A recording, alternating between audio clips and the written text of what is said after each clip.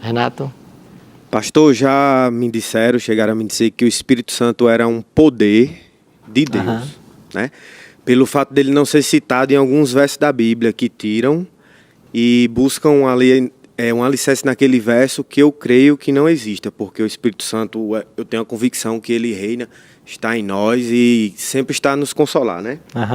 Então, lá em Apocalipse, quando João foi arrebatado, ele tem a visão do trono do Cordeiro e tem a visão do trono de Deus.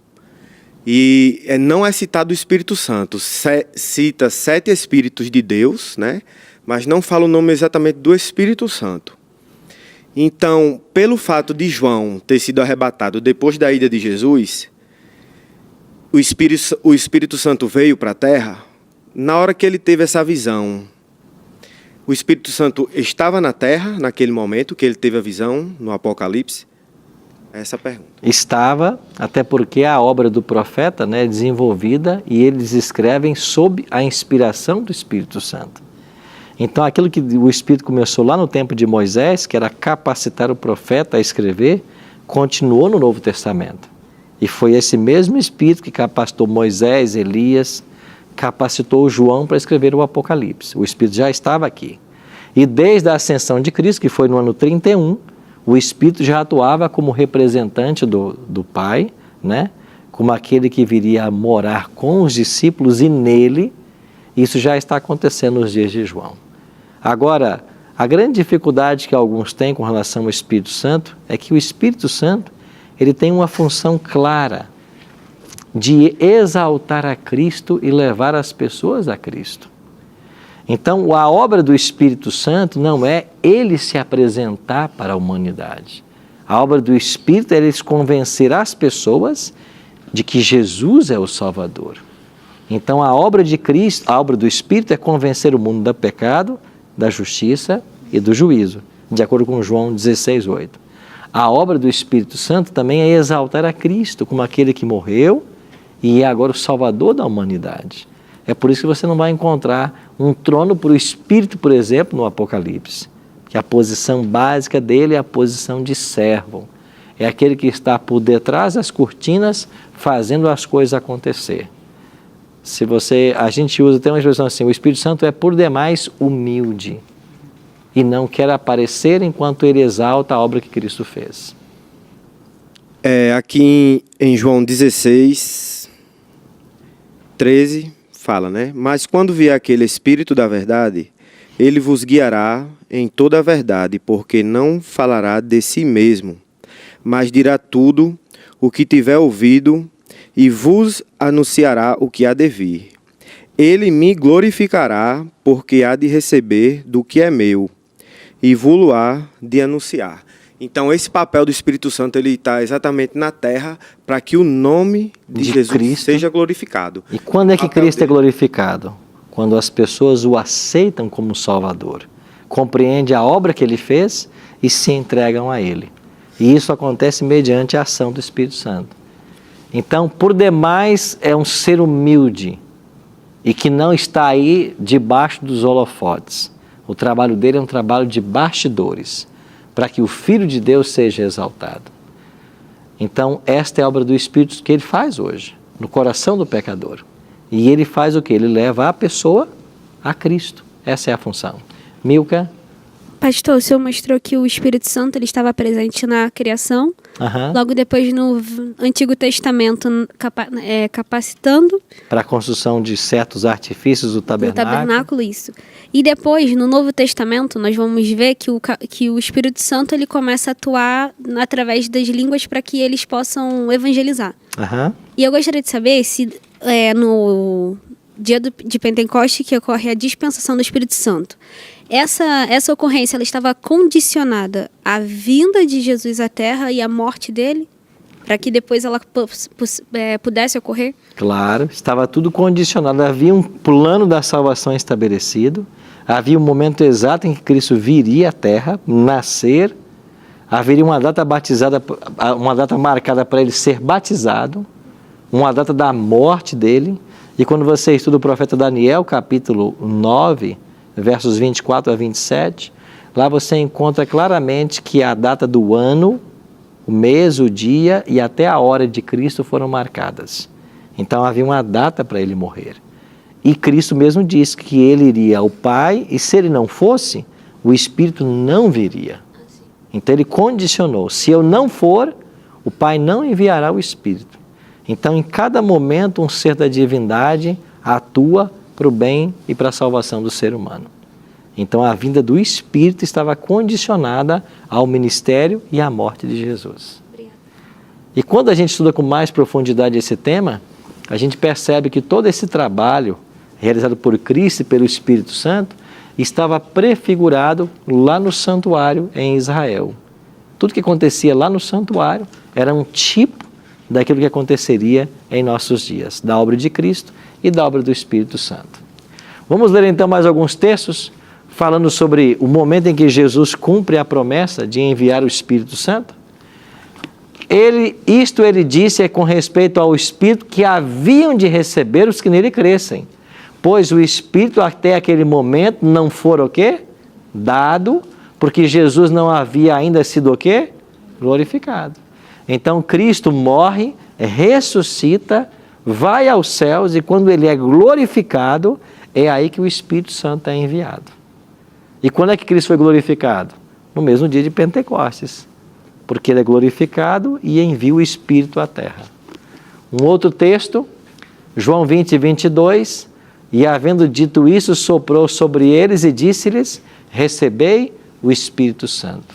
Aqui está Cristo dando o Espírito aos discípulos mais uma vez.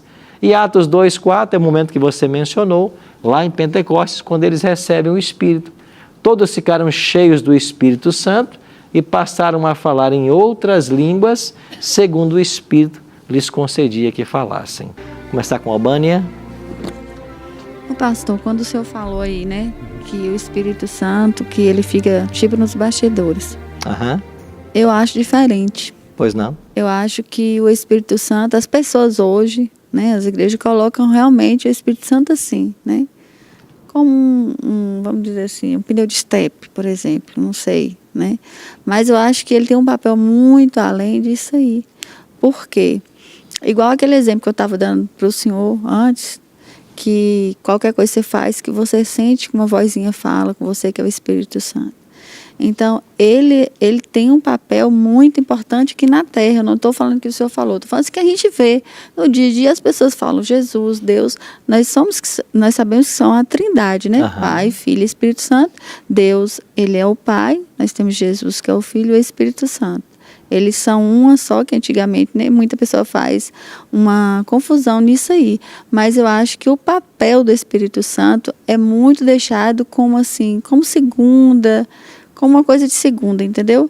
E eu acho que o papel do Espírito Santo, ele é assim, eu acho que as igrejas, os cristãos deveriam colocar mais em ênfase, porque ele é muito importante aqui na Terra. É tanto que lá, não sei se em Apocalipse, ou o próprio Jesus que falou, que ia chegar um tempo que ele ia retirar o Espírito Santo aqui da Terra, né? Então, assim, eu acho que as igrejas deveriam não ver o Espírito Santo só assim, o Espírito Santo, não só as igrejas, os irmãos mesmo, né? E eu acho que o papel do Espírito Santo deveria ser mais enfatizado, a importância dele estar nos orientando todos os dias, né? Ir ali com a gente, a presença dele no carro, na hora que você levanta. Então, assim, você entendeu? Que eu queria fazer a ênfase dada para o Espírito Santo. O Espírito Santo, ao fato de dizermos que ele atua mais nos bastidores, não minimiza a importância do seu trabalho. Até porque nós estamos estudando um tema só sobre o Espírito Santo, certo? Até porque, vamos ver hoje ainda, o único pecado que não tem perdão, disse Cristo, é a blasfêmia contra o Espírito Santo. Então a obra do Espírito ela não pode ser minimizada. Quando usamos a expressão que ele atua nos bastidores, eu vou dar um exemplo para você. Você já assistia antes do programa Bíblia Fácil, antes de vir para cá participar das gravações.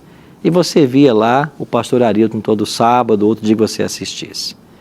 Mas você não está vendo, por detrás da câmera, um rapaz que está ali, filmando. Você não está vendo um rapaz que está lá em cima no Twitter, dando um play, fazendo um corte de imagem. Agora vamos pegar, quem está com a gente hoje aí é o Nério, né?